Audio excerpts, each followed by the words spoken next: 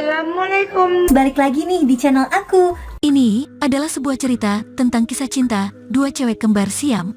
Dua cewek yang kepalanya nempel sejak lahir ini tak pernah terpisahkan sejak lahir. Hingga suatu hari, salah satu cewek ini mendapatkan seorang pacar. Bagaimana cara mereka berpacaran? Begini ceritanya. Hai, aku Flaggy, aku 21 tahun.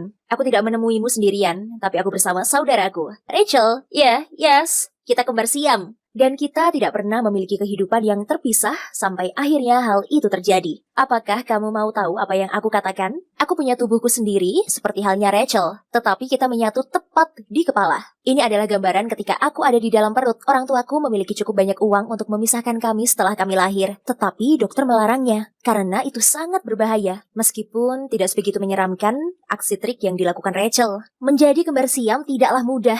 Kita harus bergantung satu sama lain. Kita harus bisa menerima apapun yang kami lakukan, dan kamu tidak akan pernah bisa sendirian. Selalu ada orang yang bisa kamu ajak berbicara, tapi ketika kami bermusuhan, tidak ada jalan keluar. Beruntungnya, kami selalu bisa menangani ini dan selalu support satu sama lain. Hingga akhirnya Pete muncul. Dia mendekati kami suatu hari di taman, dan mulai berbicara kepada kami. Aku yakin, Pete merayuku. Rachel hanya diam seperti biasanya. Ya, kami memang tidak sering mengobrol, dan tubuhku lebih membentuk dibandingkan saudaraku. Meski begitu, ternyata Pete membelikan Rachel tiket nonton bioskop, bukannya untukku. Dan dari sanalah semuanya dimulai. Mereka berjalan bersama, dan tidak memperhatikanku sama sekali. Tapi jujur ya, akulah yang seharusnya memiliki pacar, bukannya Rachel. Saudaraku selalu membicarakan tentang Pete dari subuh sampai malam, dan aku sangat terganggu mendengar tentang dia. Dan segera, semuanya menjadi semakin kelewatan. Akhirnya aku selalu mengikuti hubungan mereka. Sungguh tidak ada pilihan. Sebetulnya dia adalah orang yang sangat menyenangkan, dan meskipun sedikit aneh. Tentu saja, mereka semakin intim.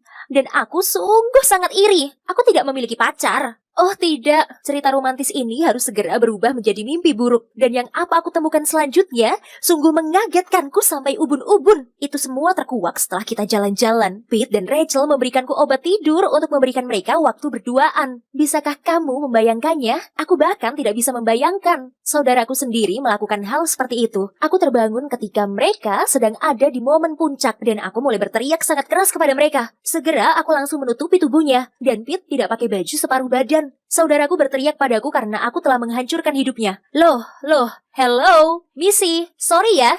Bukan mauku untuk menandatangani lahir jadi kembar Siam. Aku sangat kecewa dan aku ingin balas dendam. Di hari selanjutnya, ketika Pete bertemu dengan saudaraku, aku memilih untuk berpura-pura tidur. Mereka pun tidak mau untuk melewatkan kesempatan ini, dan aku sudah dalam rencanaku. Aku sengaja tidak mau bangun ketika mereka sedang melakukannya. Namun, ketika mereka sudah terlalu memuncak, aku mengeluarkan ponselku dan mulai merekam video mereka. Layaknya mata-mata sungguhan, aku melakukan semuanya dengan diam. Bahkan, mereka tidak tahu. Tapi aku pun tidak pernah bisa mengira bahwa ini akan menjadi nasib buruk terbesarku. Keesokan harinya, aku mengirimkan video ini ke Pete. Dan aku juga mengirimkan video hot ini ke internet, yang dimana akhirnya mereka akan putus. Ya, aku sangat membenci Pete, karena semua situasi ini sangat membuatku marah. Sebenarnya, dia sangat malu memiliki pacar dengan kondisi seperti ini. Terlebih lagi, karena dia sebenarnya orang yang aneh. Aku berusaha keras untuk membuatnya pergi meninggalkan kami sendirian. Tapi semua tidak berjalan seperti yang direncanakan. Dia bicara pada Rachel, dan mereka berdua menyerangku.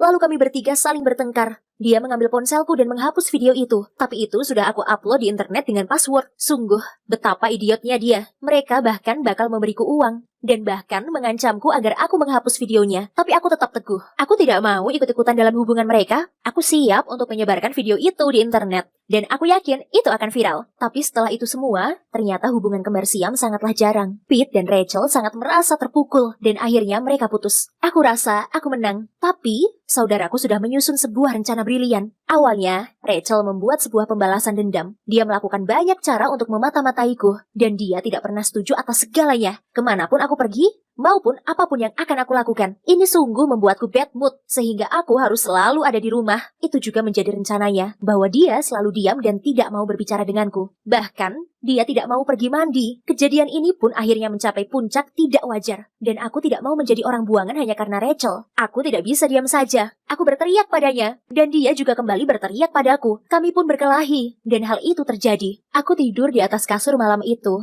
dan ketika aku bangun, aku sudah ada di ruang basement aneh seperti rumah sakit. Ada beberapa peralatan medis di dekat kami, dan aku bisa lihat sendiri, kami sedang tergeletak di atas meja operasi. Rachel ada di sampingku, dan aku menyadari tangan kami diikat, sehingga kami tidak bisa bergerak. Apa-apaan ini semua? Kemudian ada beberapa orang datang mengecek kami menggunakan peralatan medis. Ketika aku bertanya di manakah aku berada, aku mendengar mereka berkata menggunakan bahasa asing yang tidak aku pahami. Kemudian aku melihat ke arah saudaraku, dan dia memberitahuku apa yang telah dilakukannya. Setelah dia putus dengan pacarnya, dia ternyata diam-diam masih berhubungan dengan Pete dan membuat sebuah rencana. Pete mendapatkan dokter imigran yang bisa melakukan operasi pemisahan kami.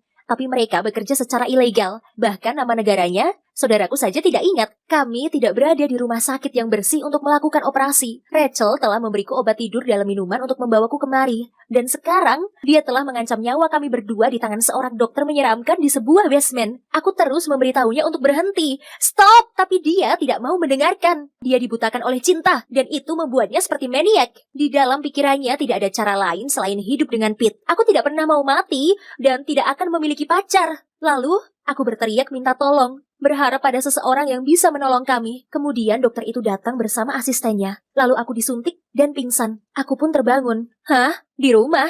Semuanya kembali normal. Dan saudaraku tidur di sebelahku. Ternyata saat itu aku menghilang. Dan orang tuaku khawatir. Kemudian mereka menemukan bahwa kami menjadi pasien dokter itu. Dan dengan cepat orang tuaku langsung mengetahuinya dan menyusulnya. Aku bahkan tidak ingat bagaimana hari itu. Kami berdua berhasil untuk tetap bertahan. Saudaraku, kau paham apa yang telah dilakukan. Dia menangis dan meminta maaf atas semua yang terjadi. Aku mau memaafkannya. Dan kami baikan. Tapi apa kau tahu?